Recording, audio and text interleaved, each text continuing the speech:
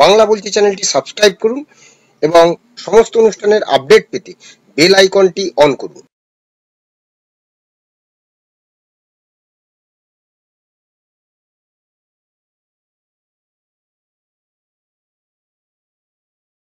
এটা বিজেপির চালাকি, এর পেছনে এনআরসি চক্রান্ত আছে। সবাই ভালো করে শুনুন, মাথায় রাখুন। আসামে 7 লক্ষ বাঙালিকে বাদ দেওয়া হয়েছিল, যারা কিন্তু হিন্দু বাঙালিও ছিল। সংখ্যালঘুদের বাদ দিয়েছেন। আজকে রাজবংশী তপশিলি সম্প্রদায় কুচবিহারে নোটিশ পাঠাচ্ছেন, আলিপুরদুয়ারের তপশিলি শিল পরিবার নোটিশ পাঠাচ্ছেন। মধ্যপ্রদেশের একটি ট্রাইবেল মেয়ে, তার বাড়ি বাংলা, তাকে বাংলাদেশে পাঠিয়ে দিয়েছেন। এত অত্যাচারী আপনারা বিজেপি লজ্জা করে না? ছি ছি ছি, এরা ছি ছি ছি। এই ভোটার লিস্টের নামে বিজেপি পার্টি লিস্ট তৈরি করে একটা ভোটারের নাম যেন বাদ না যায়, এটা মাথায় সবাইকে রাখতে হবে। ভুলে যান পার্টি, ভুলে যান রাজনৈতিক দল, আপনার ঠিকানা আপনাকে রক্ষা করতে হবে। সরকারি কর্মচারীদের ভয় দেখানো হচ্ছে। কালকে আমার 2 অফিসারকে নোটিশ পাঠানো হয়েছে, কিনা তাকে সাসপেন্ড করা হলো। আমরা বলি তোমার ইলেকশন এখন ডিক্লেয়ার হয়েছে, তুমি নোটিশ পাঠিয়ে দিচ্ছ, সাসপেন্ড করছো, আর বলে দিচ্ছ এফআইআর করতে হবে না। আমি কোনো পানিশমেন্ট করতে দেব না, এটা মাথায় রাখবেন। ভয় পাওয়ার কোনো কারণ নেই। বিজেপি রবীন্দ্রনাথ ঠাকুর গান্ধীজি কে নিয়ে একটা কবিতা লিখেছিলেন, সেখানে লাস্ট লাইন ছিল, ভয় না পেলে ভয় দেখাবে তাকে। আজকে কি বলছে? তুমি অফিসারদের ভয় দেখাচ্ছ, পুলিশকে ভয় দেখাচ্ছ, শুনুন আপনাদের প্রোটেক্ট করার দায়িত্ব আমাদের। আমরা আপনাদের রক্ষা করবো জীবন দিয়েও, কোনো চিন্তা করবেন না, কেউ হতাশ হবেন না। 2 মাসের জন্য ইলেকশনে আপনারা আসেন, আবার উঠে চলে যান বসন্তের কোকিলের মতো। এখন ইলেকশনের অনেক দেরি আছে, 8 মাস দেরি আছে। এখন থেকে সাসপেন্ড করতে শুরু করছেন। হয়ে আসছ, কি চলে আসছ? বিজেপির ভোটের নেওয়া, বিজেপির ভোটের নেওয়া। নমস্কার, বাংলা বলছি চ্যানেলে আপনাদের স্বাগত। শুনলেন মমতা বন্দ্যোপাধ্যায় কি কমিশনের সঙ্গে সরাসরি সংঘাতে নামলেন। তিনি বলছেন আমার অফিসারদের সাসপেন্ড করতে দেব না।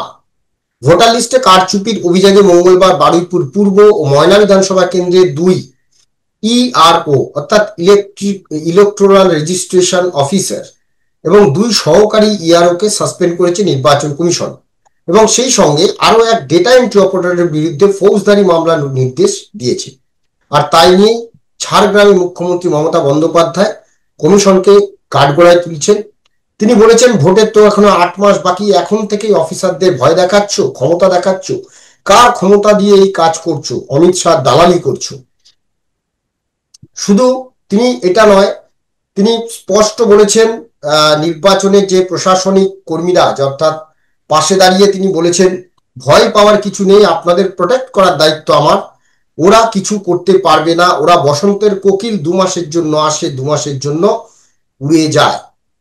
এরা বাংলায় এসে সরকার চালানোর চেষ্টা করছে, অথচ বাংলার প্রশাসন, বাংলার মানুষ ওদের ভালো করেই চেনে এবং সেই সঙ্গে কমিশন বিজেপির হয়ে কাজ করছে বলেও তিনি অভিযোগ করেছেন। বলেছেন অনেক সহ্য করেছি, আর নয়। ভোটার লিস্ট সংশোধনের নামে যদি বাংলায় প্রকৃত ভোটারের নাম বাদ যায় তাহলে আমি সারা বিশ্ব ঘুরে বেড়াবো, সারা বিশ্ব তোমাদের মুখোশ খুলে দেবে এবং একজনের নামও তিনি বাদ দিতে দেবেন না। তাহলে এখন প্রশ্ন অনেক। একদিকে হচ্ছে তিনি বলছেন কোন আইনে তিনি এখন এই যে সরকারি কর্মীদের সাসপেন্ড করছেন, সেটা কোন আইন? এক। দ্বিতীয়ত তিনি বলছেন কারো গায়ে হাত দিতে দেব না, অর্থাৎ সরকারি কর্মীদের কারোর বিরুদ্ধে কোনো অভিযোগ বা কিছু থাকলে তাতে তিনি বলেছেন তাদের গায়ে হাত দিতে দেবেন না। আবার তিনি বলছেন কারো নাম যাতে বাদ না যায় সেটা দেখবো, কারো নাম বাদ দেওয়া যাবে না। এখন প্রশ্ন অনেক, এই মমতা বন্দ্যোপাধ্যায়, আমরা যদি 4-5 মাস আগে দেখি, বিশেষ করে দিল্লি নির্বাচনের পরে যখন রাহুল গান্ধী বললেন যে দিল্লিতে, মহারাষ্ট্রে, হরিয়ানাতে নাকি প্রচুর ভোটার, অন্য রাজ্যের ভোটার এবং প্রচুর ভোটার বেড়ে গেছে এবং বিজেপি জিতে এসেছে, তারপরে মমতা বন্দ্যোপাধ্যায় নির্দেশ দিলেন যে এই বাংলায় নাকি মহারাষ্ট্রের ভোটার আছে, এই বাংলায় নাকি হরিয়ানার ভোটার আছে। তিনি চলে গেলেন নির্বাচন কমিশনের কাছে, তিনি সকলকে নামতে বললেন, রাস্তায় নামলেন।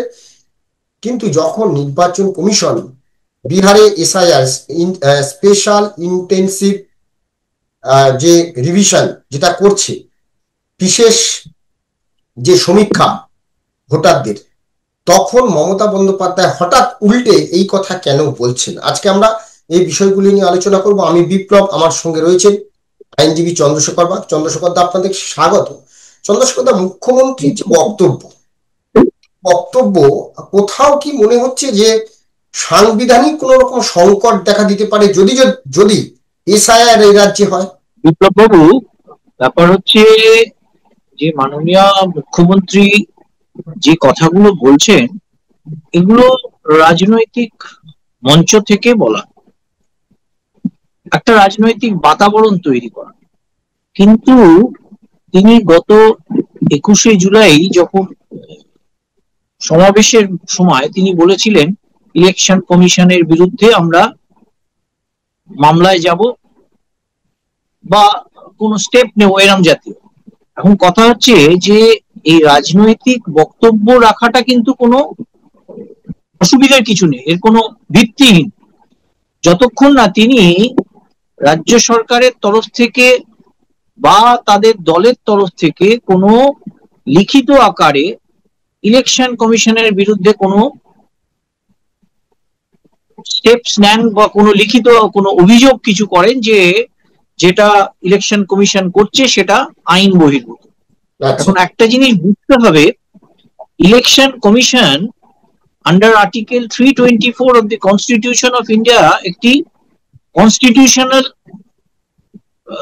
প্রাতিষ্ঠানিক একটি অর্গানাইজেশন, সংস্থা, যেটা সারা মানে দেশের ইলেকশন এবং রাজ্যের ইলেকশন যখন হয় তখন তারা তাদের কার্যকারিতা করে থাকে। এবং এই কার্যকারিতাটা ইলেকশন কমিশনের মানে তার যে ক্ষমতা, সেটা আমরা একটা সময় বুঝেছিলাম যখন টি.এন. শেষন এখানকার ইলেকশন কমিশনার ছিলেন ভারতবর্ষে। আবার ঠিক আজকে যে ইলেকশন কমিশনার এসছেন, তিনি, তার মধ্যেখানে অনেক ইলেকশন কমিশন এসছেন, আমরা সেভাবে তাকে কিন্তু অতটা ফিল করতে পারিনি। কিন্তু এখন যিনি ইলেকশন কমিশনার এসছেন, তিনি গতকাল পশ্চিমবঙ্গের ক্ষেত্রে যে 5 জন সরকারি আধিকারিক এবং তারা ইলেকটোরাল প্রসেসের মধ্যে রয়েছে, ইআরও, 2 জন ইআরও, 2 জন অ্যাসিস্ট্যান্ট ইআরও এবং একজন ক্যাজুয়াল ডাটা এন্ট্রি অপারেটর, তাদের বিরুদ্ধে পশ্চিমবঙ্গের মুখ্য সচিব অর্থাৎ প্রশাসনিক যে সর্বোচ্চ পর্যায়ে যাকে রয়েছে তার উপর নির্দেশ দিয়েছেন এদের বিরুদ্ধে এফআইআর করতে এবং এদেরকে সাসপেন্ড করতে। এবং এই যে নির্দেশনামা তিনি দিল্লির থেকে সমগ্রভাবে মাননীয় মুখ্য সচিবের কাছে পাঠিয়েছেন,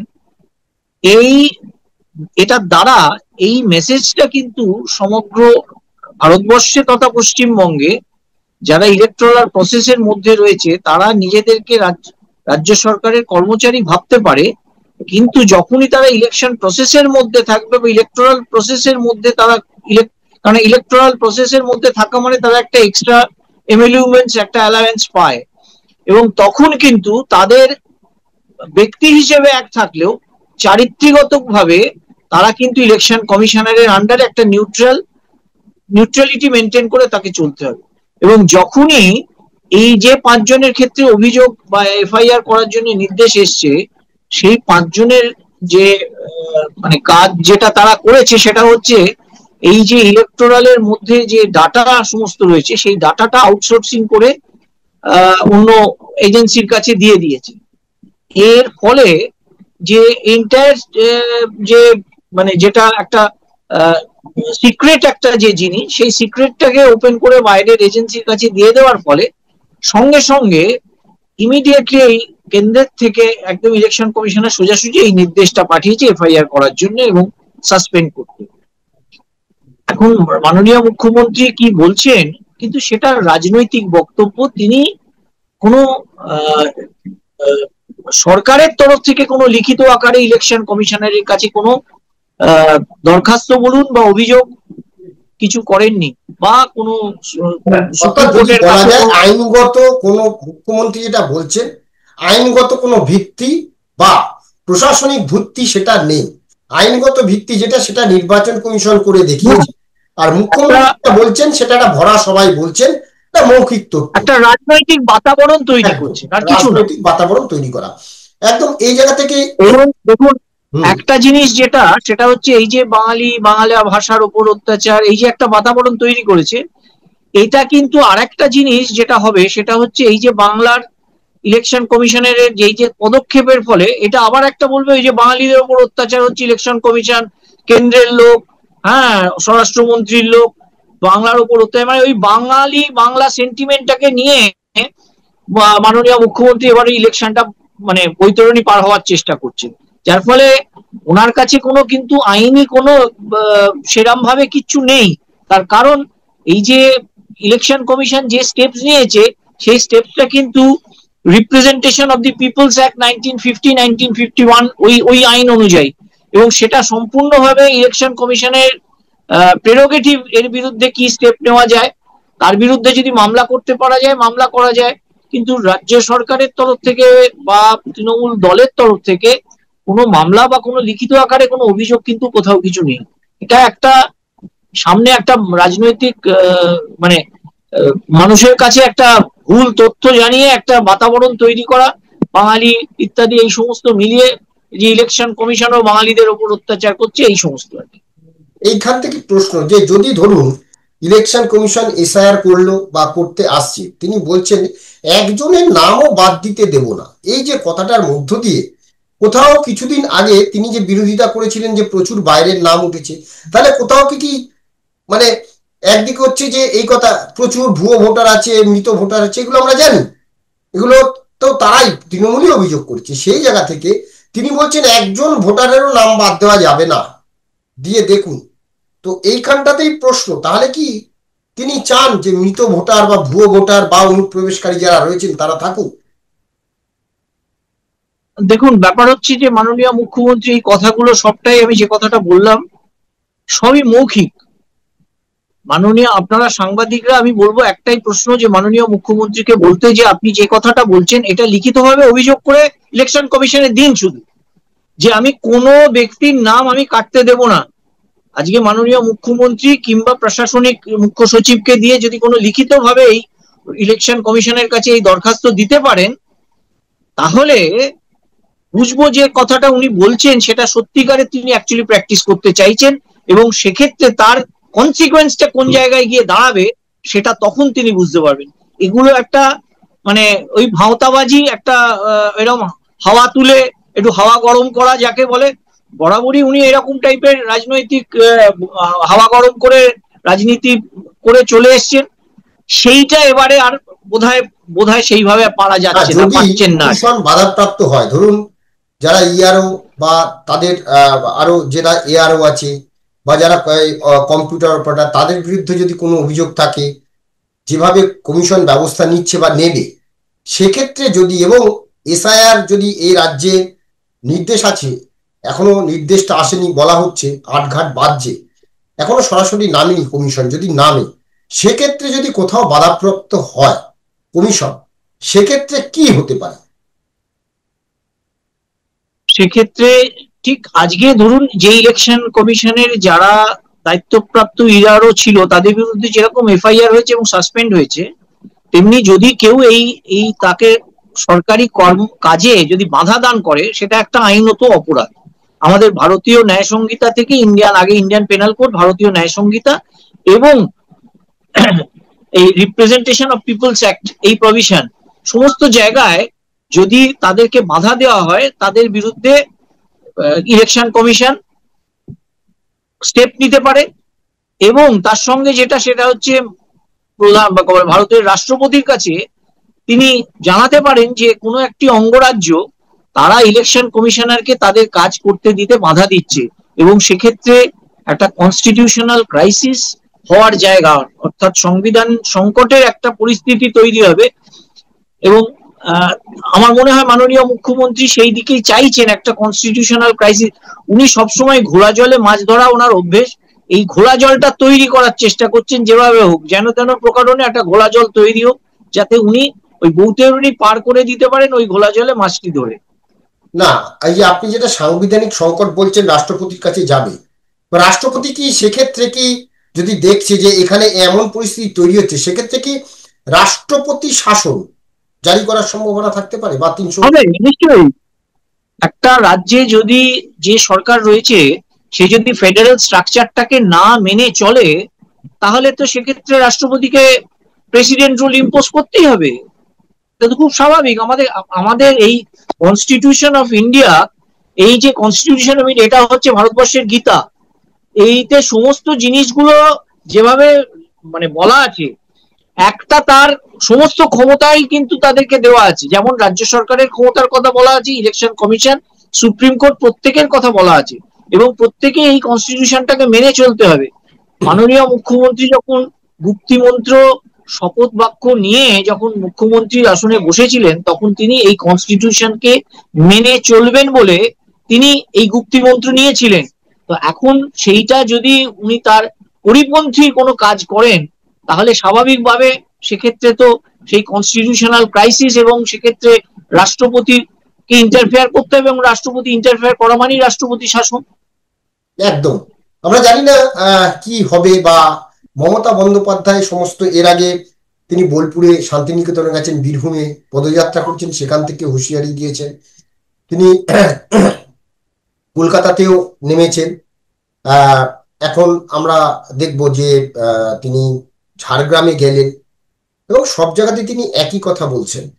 কিন্তু সত্যি সত্যি যা বলছেন সেটা তো বাজার গরম করা খবর। জনগণের মাঝে দাঁড়িয়ে তিনি বলছেন, বক্তব্য রাখছেন, কিন্তু আইন বা প্রশাসন চলে তার কতগুলো নির্দিষ্ট গণ্ডি, ধারা, অনেক কিছু রয়েছে। সে নির্দিষ্ট প্রশাসনিক ধারা, প্রশাসনিক গণ্ডি মেনে মমতা বন্দ্যোপাধ্যায় কি পারবেন, যদি নির্বাচন কমিশনের বিরুদ্ধে যে জেহাদ তিনি ঘোষণা করছেন সেই জেহাদকে রুখতে? আমরা সেদিকেই নজর রাখবো। ধন্যবাদ চন্দ্রশেখর দা, ধন্যবাদ আপনাদের। সবাই ভালো থাকবেন, নমস্কার।